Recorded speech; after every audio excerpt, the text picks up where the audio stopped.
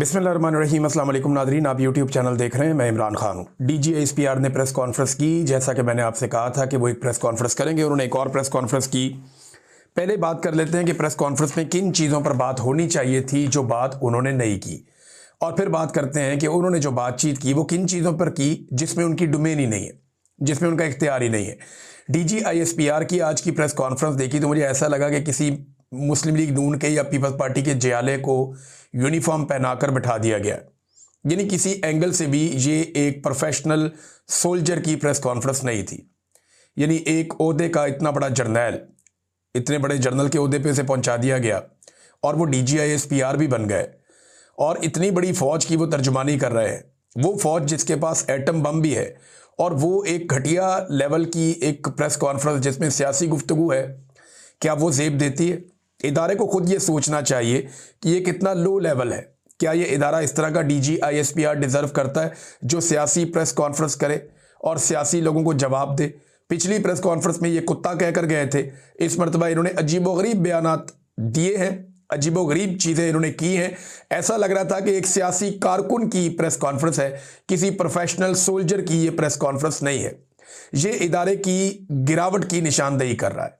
यानी पाक फौज एक शानदार इदारा है, पाक फौज में लड़ने की बड़ी ज़बरदस्त सलाहियत है, और पाक फौज इंशाल्लाह ठीक भी हो जाएगी, इस चुंगल से निकल भी आएगी जिसमें वो फंस गई है। लेकिन जिन लोगों ने फंसाई है वो इस फौज का इमेज क्या बना रहे हैं। कितनी घटिया प्रेस कॉन्फ्रेंस की गई और एक सियासी प्रेस कॉन्फ्रेंस की गई। आज एक मरतबा फिर DGISPR ने अपने हलफ की खिलाफ वर्जी की है, बज़ाहिर तो ये साफ नजर आ रहा है। अब जिन चीज़ों पर बात होनी चाहिए थी उन पर बात नहीं हुई। नंबर एक, इस्तिस्ना के ऊपर इस 3 घंटे से ज्यादा की प्रेस कॉन्फ्रेंस में किसी ने सवाल नहीं किया। यानी कोई तो होता जो वहां पूछता कि इस्तिस्ना क्यों लिया रे, कोई तो पूछता कि जनाब इस्तिस्ना की आईनी शरई इस्लामी हैसियत क्या है। उलमा इकराम कह रहे हैं कि जनाब इस्तिस्ना गलत है, गैर आईनी है, कुरान पाक की तालीमात के खिलाफ है। किसी ने यह सवाल ही नहीं किया। किसी ने, मैंने 2-3 लोगों से पूछा ये सवाल हुआ, उन्होंने कहा नहीं ये सवाल ही नहीं हुआ। तो इस्तिस्ना के ऊपर किसी किस्म की कोई बात नहीं की गई। पाक फौज के तर्जुमान से यह जरूर पूछा जाना चाहिए था। भारत ने पाकिस्तान का पानी रोका हुआ है और पाकिस्तान के किसानों को शदीद मुश्किलात का सामना है। पाकिस्तानी किसान पहले ही पानी की किल्लत का शिकार रहते हैं। भारत ने पहले भी हमारा बहुत पानी रोक रखा है। सिंध-तास मुआहदे के तहत हमने 3 दरिया अयूब खान के दौर में भारत को दे दिए थे, और बाकी जो 3 दरिया बचे हैं इधर पंजाब में इस तरफ, उन 3 दरियाओं के पानी के ऊपर भी भारत बार बार रुकावट डाल रहा है।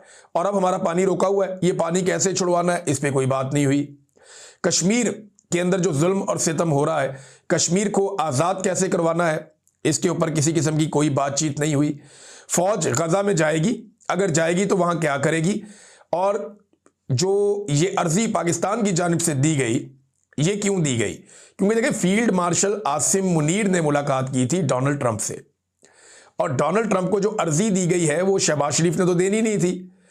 तो पाक फौज के तर्जुमान से यह बात जरूर पूछी जानी चाहिए थी कि अमेरिका को यह अर्जी क्यों दी गई कि हम अपनी फौज गजा में भेजना चाहते हैं, और वो फौज वहां पे हमास को जाकर गैर मुसल्ला करेगी और इसराइली सरहदों का तहफ़्फ़ुज़ करेगी। यही ड्यूटी डोनाल्ड ट्रंप ने बताई है ना। इस पे कोई सवाल नहीं हुआ, ना उन्होंने इस पे कोई बात की। UAE और सऊदी अरब की जो एक सिचुएशन बन गई यमन में, इस खित्ते के अंदर बहुत इंपॉर्टेंट है, उस पर DGISPR ने कोई बात नहीं की। ईरान के ऊपर हमले की धमकियां दी जा रही हैं लगातार, इसके ऊपर DGISPR ने कोई बात नहीं की। वेनेजुएला की बात हुई लेकिन गोल मोल बात हुई, इस पे भी कोई बातचीत नहीं हुई। तो फिर DGISPR ने प्रेस कॉन्फ्रेंस की क्यों? जब दिफाई नुक्ता नजर से जितनी उनकी ड्यूटियां हैं उनके ऊपर वो बात नहीं कर रहे, तो फिर उन्होंने बात करनी किस बात पे है? उन्होंने सारी की सारी प्रेस कॉन्फ्रेंस एक सियासी कारकुन की तरह सियासत के ऊपर की, जिसे इस बात का फिक्र है कि अगर वो सियासत नहीं करेगा तो अगले इलेक्शन में उसका लीडर उसे टिकट नहीं देगा। यानी इदारों में प्रोफेशनलिज्म खत्म हो गया, फेवरेटिज्म आ गया कि मैं जितनी तारीफें करूंगा अपने फील्ड मार्शल की, जितनी गेम में उठाकर रखूंगा सियासी रहनुमाओं की, उतना ज्यादा इम्कान होगा मेरी कामयाबी का, ऐसा लगता है। तो DGISPR की इंतहाई नॉन प्रोफेशनल एक प्रेस कॉन्फ्रेंस थी, 3 घंटे तक जारी रही। बहुत अजीबोगरीब बातें उन्होंने की। इसमें कुछ चीज़ें मैं आपके साथ शेयर करता हूँ। एक तो उन्होंने सीधा सीधा इल्ज़ाम लगा दिया कि दहशतगर्द जो है वो PTI पे हमला क्यों नहीं करते। ये सवाल है या गिला है दहशतगर्दों से? ये तो ऐसा लगता है कि दहशतगर्दों को लाने वाले, दहशतगर्दों को बनाने वाले दहशतगर्दों को पालने वाले, दहशतगर्दों को सिखाने वाले, वो उनसे गिला कर रहे हैं कि आप पीटीआई को क्यों नहीं मार रहे, आप पीटीआई को क्यों नहीं मार रहे। ये उनसे ऐसा लगता है गिला है। दूसरी जानिब ये है जो वो कहना चाह रहे थे कि एक्चुअली पीटीआई क्योंकि दहशतगर्दों की सहूलतकार है, वो उनके साथ मिली हुई है, लिहाजा इसलिए दहशतगर्द पीटीआई को नहीं मारते। दूसरी जानिब ये एक एंगल इसको देने की कोशिश की गई है।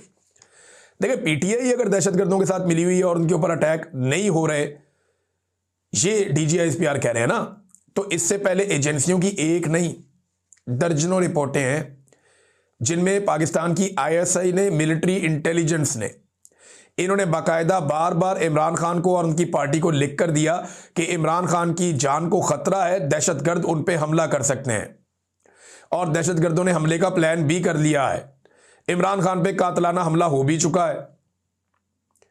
तो अब ये कह रहे हैं कि जनाब इनको अटैक नहीं करते, खुद लिख लिख कर देते हैं। अब डीजीआईएसपीआर या तो आज झूठ बोल रहे हैं, या इससे पहले जो एजेंसियों की रिपोर्टें इमरान खान साहब को दी जाती थी कि दहशतगर्द आप पे हमलावर होने ही वाले हैं, हमने बंदे पकड़ लिए हैं, वो आप पे हमला करने लगे थे, या तो पाकिस्तान की एजेंसियों की वो रिपोर्टें झूठी थी। अब डीजीआईएसपीआर फैसला कर लें कि वो खुद झूठ बोल रहे हैं या उनकी एजेंसियां झूठ बोल रही हैं जो ये कहती हैं कि इमरान खान की जान को दहशतगर्दों से खतरा है। ये जो रेहान ज़ेब का कत्ल हुआ था, ये किसने किया था? दहशतगर्दों ने नहीं किया था। ये अभी दीर से एमपीए मलिक लियाकत के ऊपर बड़ा खौफनाक अटैक हुआ, ये किसने किया था? मुराद सईद की पूरी फैमिली को तबाह बर्बाद कर दिया, दहशतगर्दों ने उनके ऊपर भी हमला किया। ये सुहेल अफरीदी जो है, इनके घर के 11 अफराद शहीद हो गए हमले के अंदर, उन्हें किसने शहीद किया था? तो डीजीआईएसपीआर ये आप कैसे कह सकते हैं कि पीटीआई पे हमला नहीं होता? ये मेरे सामने एक और वाकया है, और ये आज सुबह का ही वाकया है। ये इनके ऊपर भी एक अटैक हुआ है। ये साबिक तहसील नाज़िम फिदा मोहम्मद, इनके ऊपर हमला हुआ बनू में, इनकी गाड़ी को बम से उड़ा दिया गया। ये आज का वाकया है। बेशुमार दफ़ा पाकिस्तान तहरीक इंसाफ के लोगों के ऊपर दहशतगर्दों के हमले हुए हैं, उनके पास बहुत सारे शोहदा भी हैं, और वो निकाल के नाम आपके सामने अगले चंद घंटों में रख भी देंगे। और ये खबरें हम मीडिया के ऊपर देते भी रहे और लगातार देते रहे। हाँ, ये बात बिल्कुल ठीक है कि एएनपी के ऊपर भी अटैक हुए, पीटीआई के ऊपर भी अटैक हुए, पीएमएलएन के ऊपर भी कुछ ना कुछ अटैक हुए। शहबाज शरीफ ने तो खड़े होकर लाहौर में ये कह दिया था कि ये जो दहशतगर्द हैं, तालिबान है, इनकी और हमारी सोच एक जैसी है, तो हमारे ऊपर हमले ना करें। वो स्टेटमेंट डीजीआईएसपीआर आप भूल गए? वो स्टेटमेंट आपको याद नहीं है? एक दौर में तो आप लोगों ने ये प्रोपेगेंडा भी किया था कि बेनज़ीर भुट्टो को अगर बम से मार दिया गया या उसके ऊपर खुद कुछ धमाका किया गया, तो नवाज शरीफ को बम से क्यों नहीं मारा गया, और नवाज शरीफ के ऊपर खुद कुछ धमाका क्यों नहीं किया गया? वो वाला प्रोपेगेंडा भी आप लोगों ने किया था ना। आज वही नवाज शरीफ को आप सर पे उठा के घूमते हैं। तो ये जब भी कभी किसी सियासी जमात से पाकिस्तान की मिलिट्री एस्टेब्लिशमेंट की या जर्नैलों की लड़ाई हो जाती है ना, तो वो उसी जमात के ऊपर सारी खराबियां उसके अंदर ढूंढते हैं और उसी को रगड़ा लगाते हैं। ये पीटीआई के बेशुमार लोग जो हैं वो शहीद हुए दहशतगर्दी के खिलाफ लड़ाई में। अली अमीन गंडापुर को इन्होंने कहा, बार बार कहा कि आपके ऊपर दहशतगर्दों का हमला होने जा रहा है, आप अपनी सिक्योरिटी का ख्याल रखें, आपने फलां जगह नहीं जाना, आपने यहां नहीं जाना, आपने वहां नहीं जाना। बार बार रोका गया। अभी मैं आपको बता देता हूं कि सुहेल अफरीदी ने करक जाना था कुछ अर्सा पहले। ये बात बताने वाली नहीं थी, लेकिन अब बतानी पड़ेगी क्योंकि डीजीआईएसपीआर साहब ने कट्टा खुद खोल दिया है, तो अब वो खुद ही बांधे। सुहेल अफरीदी ने करक जाना था, तो उन्हें एजेंसियों ने, पाकिस्तान की इंटेलिजेंस एजेंसियों ने, फौज से वाबस्ता, उन्होंने बताया कि आप पर 100% हमला होने वाला है, आप करक का अपना दौरा मुलतवी कर दें। उन्होंने कहा जी मैं तो जाऊंगा। फिर उन्होंने कहा जी आप जलसागाह तब्दील कर दें। उन्होंने कहा जी वो भी नहीं होगी। उन्होंने कहा जी पहाड़ों पे आके वो बंदे बैठे हुए हैं जिन्होंने आपको टारगेट करना है, आपको क्यों समझ नहीं आ रही, आपको कत्ल कर दिया जाएगा, जलसागाह तब्दील कर दें। उन्होंने जलसागाह तब्दील नहीं की। फिर ये कहा गया स्टेज का रुख बदल दें। उन्होंने कहा जी स्टेज का रुख भी नहीं बदलेगा। फिर कहा गया जहां पे डाइस पड़ा हुआ है ना, वो मुकाम बदल दें, डाइस उठा के यहां से किसी और जगह पे रख दें, कोई सिक्योरिटी का आप बंदोबस्त कर दें, हमारे पास पक्की इतला है कि आपके ऊपर दहशतगर्दी का हमला होगा। तो डीजीआईएसपीआर साहब ये जो सुहेल अफरीदी को इंफॉर्मेशन दे रहा था, ये कोई भारतीय फौजी तुकाराम था, या जो सुहेल अफरीदी को जो कह रहा था कि आपके ऊपर कातलाना हमला होने वाला है और दहशतगर्द आपके खिलाफ एक दहशतगर्दी करने वाले हैं, ये कौन कर रहा था? अजीत दोवल कर रहा था। भाई पाकिस्तानी एजेंसियां उसको बता रही थी ना, वो तो डरा नहीं और चला गया वहां पे। तो देखें, ये बार बार ये तासुर देते हैं कि पीटीआई दहशतगर्दों के साथ मिली हुई। ऐसा नहीं है। पीटीआई ने कभी भी नहीं कहा कि दहशतगर्दों से मुज़ाकरात करो। पीटीआई ने हमेशा ये कहा कि जरगा बुलाओ, बैठकर फैसला करो। कबायलियों के साथ, जिनके इलाकों में ऑपरेशन हो रहा है, उनके साथ बैठकर फैसला करें ना। एक तो ये बात आप ज़हन में रखें, ये कोई नहीं कहता कि दहशतगर्दों के साथ मुज़ाकरात करो या बातचीत करो।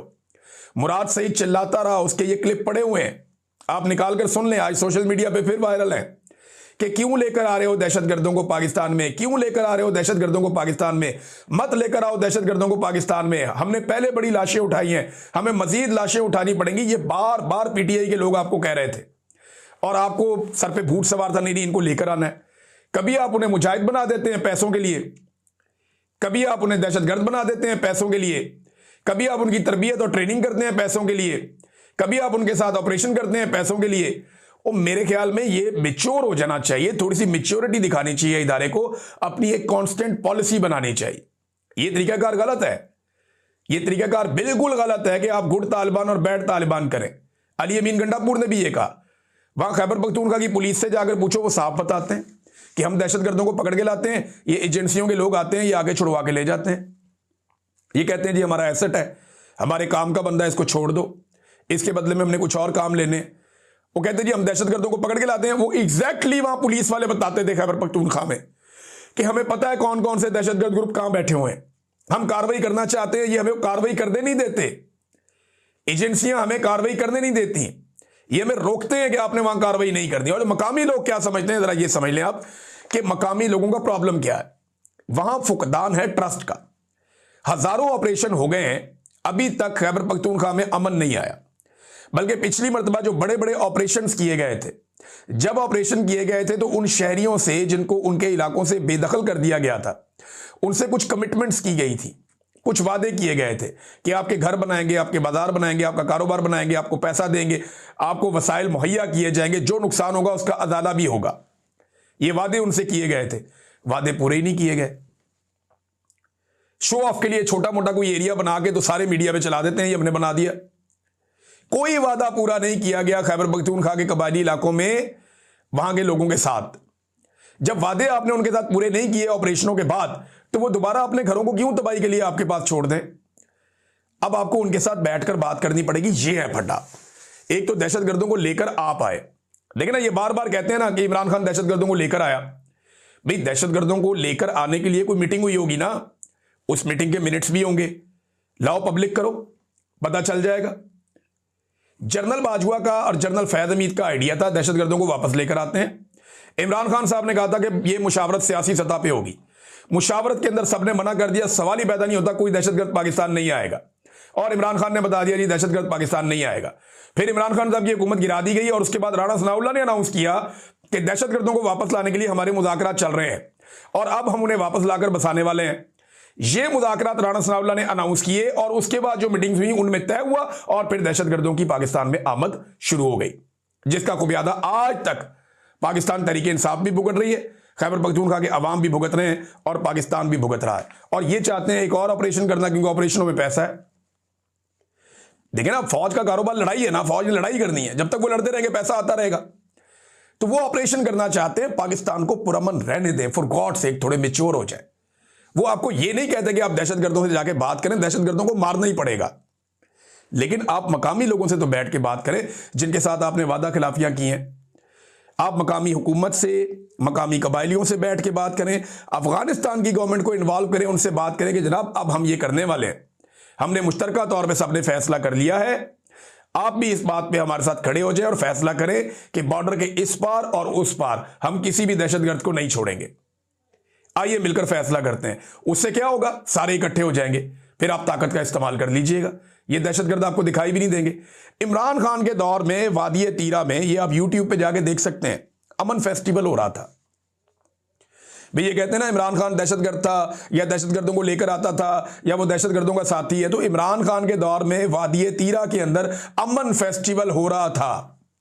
जर्नलिस्ट वहां पे गए, इमरान खान खुद गए, जाके उन्होंने देखा, सबने, बेहतरीन फेस्टिवल चल रहा था, लोगों का कारोबार चल पड़ा था। अब हर चीज तबाह बर्बाद कर दी गई, वहां पे कुछ भी बाकी नहीं है। तो ये इमरान खान के दौर में वहां पे अमन आया था। इस बात को आप समझिए, वो फार्मूला क्या था जिससे अमन आया था, आपको उस फार्मूले पे चलना पड़ेगा। DGISPR ने एक तो ये PTI पे इल्ज़ाम लगाया, दूसरा और बहुत सारे उन्होंने इल्ज़ामात लगाए। वो ईमान मज़ारी के बारे में उन्होंने एक बात की, वो भी मैं आपके सामने निकाल के रख देता हूँ। इमरान खान के बारे में फ़र्द वाहिद वो कहकर मुखातिब करते हैं कि वो फ़र्द वाहिद था, वो फ़र्द वाहिद बहुत बाइख्तियार था, वो इतना बाइख्तियार था कि उसने आर्मी चीफ को बाप करार दे दिया था। वे DGISPR को सब चैलेंज कर रहे हैं सोशल मीडिया पे कि निकालो इमरान खान का वो स्टेटमेंट जिसमें इमरान खान ने कहा कि आर्मी चीफ कौम का बाप है, निकालो ना। अब DGISPR ने देखा ना, एक इंपॉर्टेंट सीट पे बैठा हुआ आदमी है, वो गली मोहल्ले के और थड़े पे बैठे हुए एक 2 नंबर फ्रॉडिये की तरह कोई अपने मुंह से बात करके मुकर तो नहीं सकता, वो बात करके भाग तो नहीं सकता, उसको साबित करना पड़ता है अपनी बात को। अब अगर DGISPR ने कहा कि इमरान खान का ये बयान है या उसने ये करार दे दिया था कि फौज का आर्मी चीफ जो है वो मुल्क का बाप होता है, ये DGISPR ने क्लेम किया ना, अब DGISPR ये साबित भी करे। ये ARY के एक प्रोग्राम में शहरियार अफरीदी ने ये जुमला बोला था, जिसपे चंगी पली इमरान खान ने शहरियार अफरीदी की क्लास ली थी। जाके पूछ लें off the record Shehryar Afridi से कि इमरान खान ने बाद में क्या कहा था। ये शहरियार अफरीदी ने कहा था, जिसके ऊपर उसको आज खुद भी शर्मिंदगी है कि यार ये मेरे मुंह से क्या निकल गया था, मुझे ये नहीं कहना चाहिए था। उस वक्त बड़े जज्बाती हुए थे ना, इनको फौज बहुत पसंद थी, इन्होंने कहा आर्मी चीफ कौम का बाप होता है, ये शहरियार अफरीदी ने कह दिया। इमरान खान ने तो कभी ऐसी बात ही नहीं की, बल्कि इस बात के ऊपर इमरान खान साहब खाइफ हुए थे कि यार ये क्या बकवास है।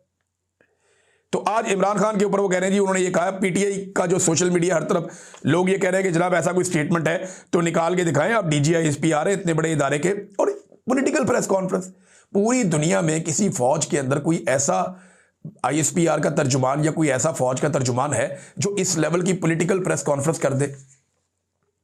फर्द वाहिद फैसले करता है, जेल से मुज़ाकरात करना है नहीं करना, वो इमरान खान भाई पूरे मुल्क के फैसले फर्द वाहिद कर रहा है। अपोजिशन लीडर नहीं लगा पा रहा याद सादिक, वो लगाना चाहता है। उसने जाके क्या बताया अपनी क़यादत को कि भाई मैं नहीं लगा सकता, NOC आसिम मुनीर साहब ने देना है। पूरा मुल्क आसिम मुनीर साहब लगा रहे हैं, चला रहे हैं, बना रहे हैं, बढ़ा रहे हैं, और जो बेड़ा गर्क हो रहा है वो भी उन्हीं के खातों में जाएगा। तो ये एक सियासी प्रेस कॉन्फ्रेंस थी पूरी तरह से। इसमें DGISPR ने ईमान मज़ारी साहबा के बारे में उन्हें बारीक वारदातिया करार दे दिया और कहा कि ये ईमान मज़ारी खुद को ह्यूमन राइट्स एक्टिविस्ट कहती है, और जनाब फिर आगे वो कहती है एक प्रोफेसर उस्मान काजी की दहशतगर्दी पर सोशल मीडिया पर बयानियाँ बनाया, इन सब की डोरियाँ बाहर से चल रही हैं। यानी बाहर से डोरियाँ चल रही हैं, फॉर गॉड सेक यार, यानी जो बंदा उठता है वो बाहर से डोरियाँ चल रही हैं। और बाहर से डोरियाँ उनकी चल रही है जिन्होंने कश्मीर पे अपनी पॉलिसी बदल ली, बाहर से डोरियाँ उनकी चल रही हैं जिन्होंने एक साइफर के ऊपर रजीम चेंज ऑपरेशन कर दिया, बाहर से डोरियां उनकी चल रही हैं जो गजा के बारे में अपनी पॉलिसी बदलकर वहां पे फौज भिजवाने की अर्जी डाल देते हैं, बाहर से डोरियां उनकी चल रही हैं जो डोनाल्ड ट्रंप को नोबेल पीस प्राइज के लिए नामजद करते हैं, बाहर से डोरियां उनकी चल रही हैं जो ये कहते हैं कि कुछ भी होता रहे, हमने किसी बड़े के बारे में कोई एक सवाल भी नहीं उठाना। बाहर से डोरियां चल रही हैं। यानी ईमान मज़ारी साहब ने फिर खुद ही जवाब दिया, जरा जवाब भी आप देख लें। फिर उन्होंने हिसाब तो बराबर करना था, वो भी ईमान मज़ारी है। उन्होंने कहा अपनी आवाम पर वारदात कौन डालता है ये सबको पता है, इसलिए बेचारे हर महीने रोते धोते प्रेस कॉन्फ्रेंस करने पर मजबूर होते हैं। तरस आने लगा इनकी ज़हनियत पर। मासूफ ने नेशनल मीडिया पर हमारे टैक्सेस पर पलने का लिहाज किए बगैर एक शहरी पर इतने संगीन इल्ज़ाम लगाए। किसने इंसाफ को ये इख्तियार दिया? इनका हलफ आइन में दिया गया है, और ये प्रेस कॉन्फ्रेंस पहली नहीं है जहां मासूफ ने खुलेआम अपने हलफ की खिलाफ वर्जी की है। इतने सच्चे हैं हमारे बहादुर मुहाफिज साहब, तो अवाम को जवाब दे कि असल में बाहर डोरियां किसकी चलती हैं, जजीरे किसने खरीदे, पापा जॉन्स किसको कहा गया, सर्विस के बाद बैरून मुल्क अय्याशियां किसने की, 1948 से 2010 तक किसने अमेरिका से 21.3 अरब डॉलर वसूल किए, अपने शहरियों को डॉलरों के एवज किसने बेचा, एक प्रोफेसर को इनके घर से जबरी तौर पे लापता करके तहवील में ही इसे दहशतगर्द बनाकर जबरदस्ती वीडियोस किसने बनवाई और क्यों बनवाई। मीडिया पर बातें करनी है, आइन की धज्जियां उड़ानी है, तो जवाब भी देना सीखना होगा। इधर सियासतदानों से लेकर वकील जवाबदेह है, तो साहब आपको भी मुकद्दस गाय अपने आप को ना समझें, अब इनको बड़ा हो जाना चाहिए। ये जनाब ईमान मज़ारी साहिबा ने जवाब दिया। नादरीन, सुहेल अफरीदी का कराची का दौरा, उसके हवाले से मेरे पास कुछ इंपॉर्टेंट इतलात हैं, कुछ और चीज़ें भी हैं। ये अभी DGISPR की प्रेस कॉन्फ्रेंस का मामला ख़त्म नहीं हुआ, अभी इनकी एक एक चीज़ के ऊपर जो है वो हम बात करते रहेंगे, आने वाले दिनों में आपके सामने चीज़ें रखेंगे। लेकिन इमरान खान की बहनें अडियाला जेल के बाहर पहुंची, आज मुलाकात ना करवाने का दिन था और आज भी मुलाकात नहीं करवाई गई। क्या कोई पूछेगा कि इमरान खान की बहनों की इमरान खान से मुलाकात क्यों नहीं होने दी जाती? ये भी किसी ने नहीं पूछा। हालांकि ये पूरी की पूरी एक सियासी प्रेस कॉन्फ्रेंस थी। ऐसी प्रेस कॉन्फ्रेंस तो पाकिस्तान तहरीक इंसाफ के लिए फयाजुल हसन चौहान भी नहीं कर सकता था एक दौर में। ऐसी प्रेस कॉन्फ्रेंस तो आज नून लीग के लिए अता तारड़ या अजमा बुखारी भी नहीं कर सकती। ऐसी प्रेस कॉन्फ्रेंस पीपल्स पार्टी के लिए उनका भी कोई थर्ड क्लास आदमी कहीं से भी आप ढूंढ ले, वो भी नहीं कर सकता था। तो वो कैसी प्रेस कॉन्फ्रेंस इन्होंने कर दी पॉलिटिकल किस्म की? मुझे तो हैरत होती है मुझे। इमरान खान की बहनें वहाँ गई, आज फिर मुलाकात नहीं करवाई गई, बल्कि जहाँ पे उन्होंने बैठ के कुरान खानी करनी थी वहाँ पे गंदा पानी छोड़ दिया गया। अंदाज़ा करें आप, जिधर ये कुरान खानी करने के लिए जा रहे थे कि कुरान पाक पढ़ेंगे, को अल्लाह ताला कोई रहम करे, कोई अल्लाह से रहम मांगते हैं, उससे मदद मांगते हैं, तो इन्होंने कहा जी अडियाला के बाहर आना तो है, वहाँ पे हम कुरान खानी करेंगे। अब ये कुरान खानी करने के लिए वहाँ बैठे तो इन्होंने गंदा पानी छोड़ दिया। अंदाज़ा करें, ये इस वक्त रिजीम चल रहा है। अगले वीलॉग में आपको मज़ीद तफसीलात बताऊंगा कि फर्दर क्या हुआ। अब तक के लिए इतना ही। अपना ख्याल रखिएगा, अपने चैनल का भी। अल्लाह हाफ़िज़।